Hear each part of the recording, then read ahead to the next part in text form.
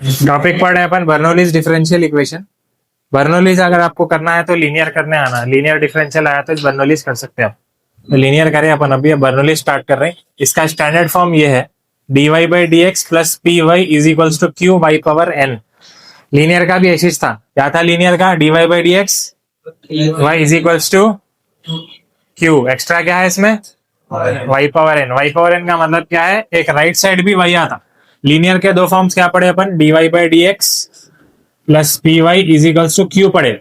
इसका मतलब क्या है? y एक ही रहना सेकेंड टर्म में, इधर y नहीं रहना बल्कि था, लेकिन अब इधर भी y आता। अगर इधर भी y आ रहा तो बर्नौलीज, इधर y नहीं आता लीनियर।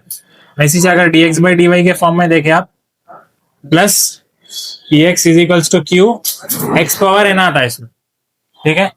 तो स्टैंडर्ड फॉर्म कैसा बनता है देखो, यहाँ पे क्वेश्चन दिया, solve dy by D X is equals to X cube Y cube minus X Y.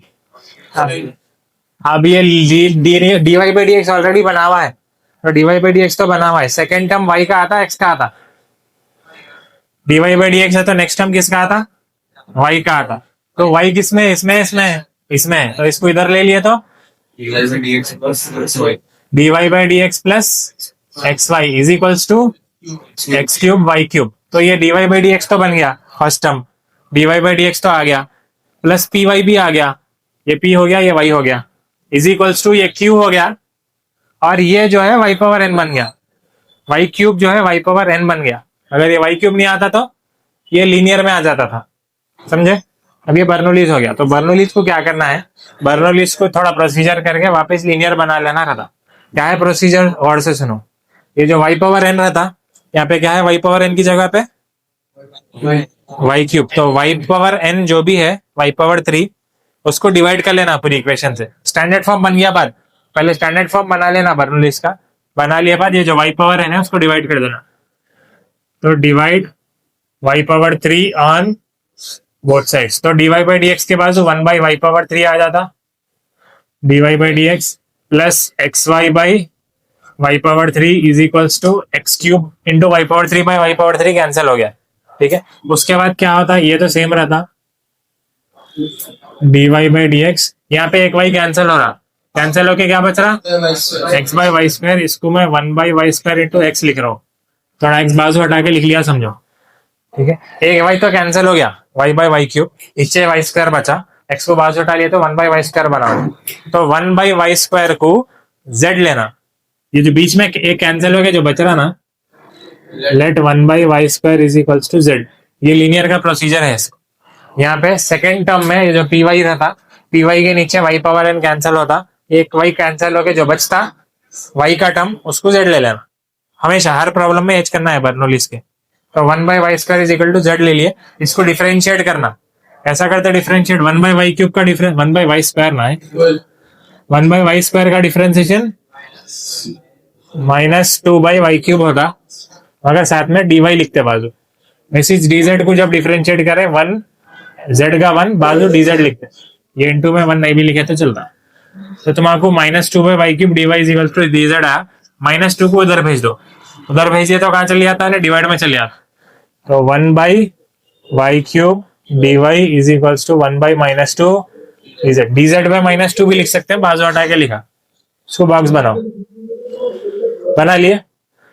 ये 1 बाई वाई स्क्वायर की वैल्यू इधर सब्सटीट्यूट करो, 1 by Y cube D Y की वैल्यू इधर सब्सटीट्यूट करो। हमेशा ऐसी होता, जब आप इसको डिफरेंशिएट करते हैं इसकी वैल्यू आ जाती है आप। तो यहाँ पे 1 by Y cube D Y दिख रहा है आपको, इतना part 1 by Y cube D Y, उसकी जगह पे क्या लिखना है? 1 बाई माइनस 2 डी जेड यहाँ पे। तो ये इक्वेशन क्या बन जाती? 1 बाई माइनस 2 डी जेड, और ये डी एक्स पहले का वैसी है, इसकी जगह पे ये लिख रहे हैं बस 1 बाई माइनस 2 डी जेड लिख दे रहे हैं, बाई डी एक्स वैसी है, ठीक है। प्लस 1 बाई वाई स्क्वायर की जगह पे क्या आता? z, तो जेड एक्स या X Z, Z X is equals to X cube, समझे। अब क्या होता?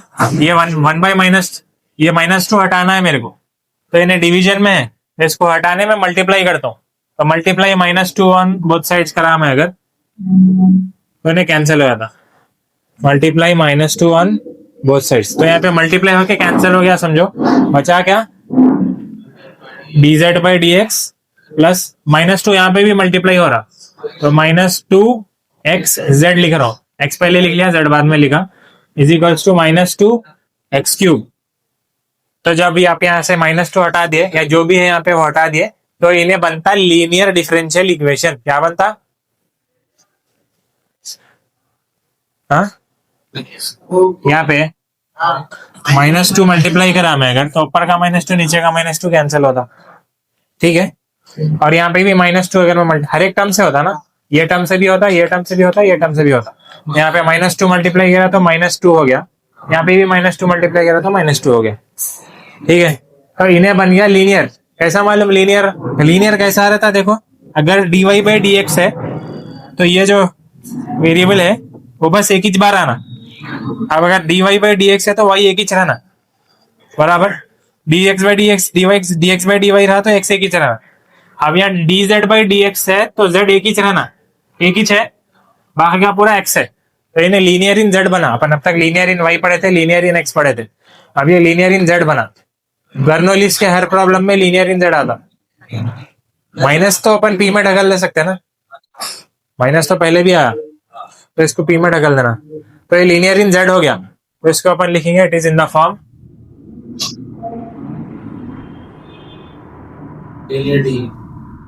dz by D X plus pz is equals to q, सही है, where p is equals to -2x, q is equals to -2x³। समझ में आया, अब मुस्तफा आया यहाँ तक समझ में, वालेकुम सलाम, और किसी को आया ऐसा ना आया समझ में, तो p आ गया, q आ गया। अब if का फॉर्मूला क्या है, e power integration p dx आता, dz आता, dy आता,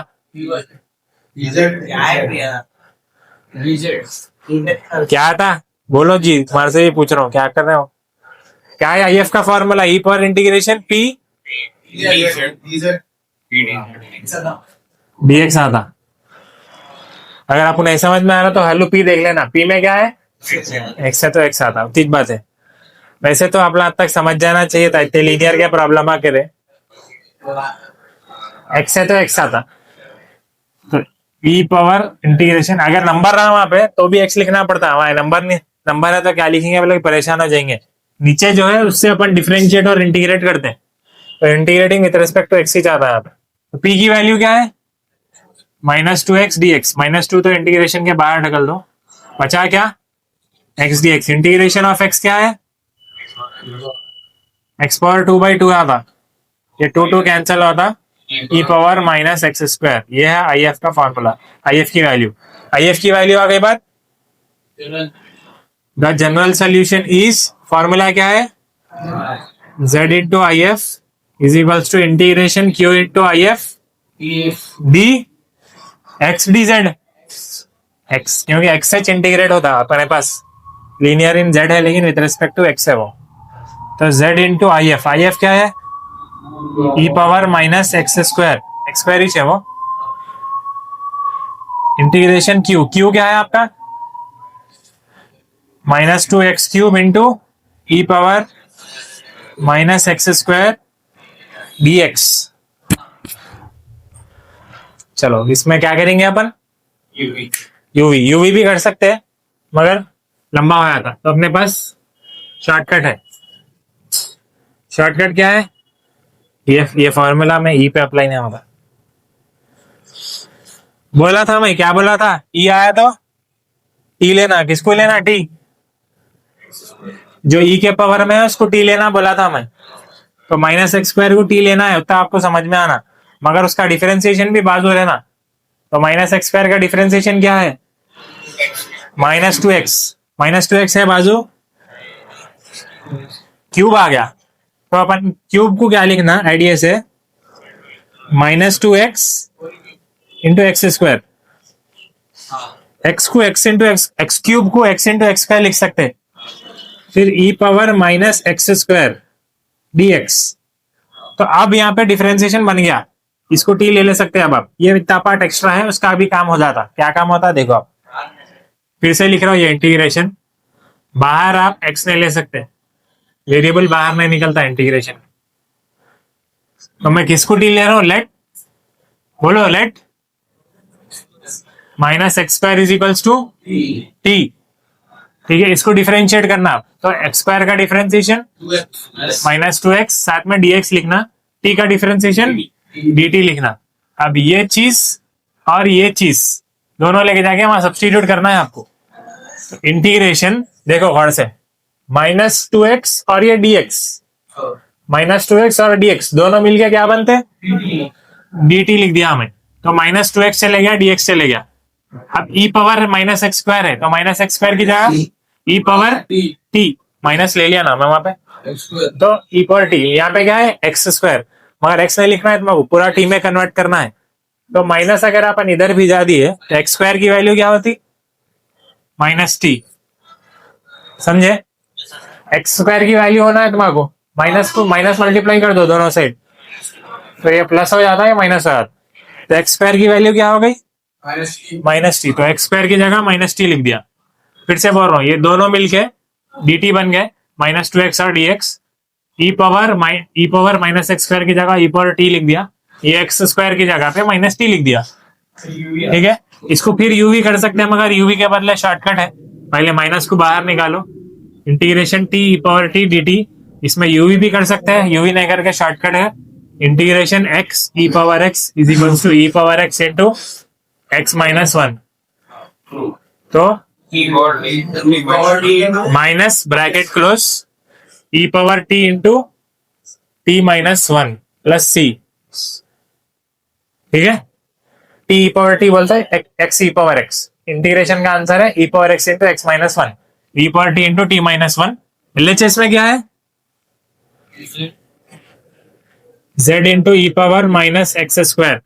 अब यहाँ पे आपको z की वैल्यू और t की वैल्यू वापस पुट करना है, तो z की वैल्यू क्या है, यहाँ रहती 1/y स्क्वायर, तो 1/y square e power -x square is equals to minus of t की वैल्यू क्या है, e power -x square into -x square -1 plus c।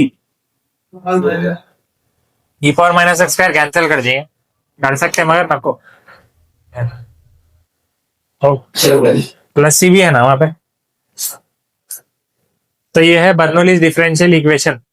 Bernoulli's को पहले लीनियर में कन्वर्ट करना है, कैसा कन्वर्ट करते हैं, जो कैंसिल हुआ उसको z लेके कन्वर्ट करते हैं, उसको डिफरेंशिएट कर दिया तो ये आ जाता, ये पूरा लेके जाके वापस सब्स्टिट्यूट करो तो z में लीनियर बन जाता।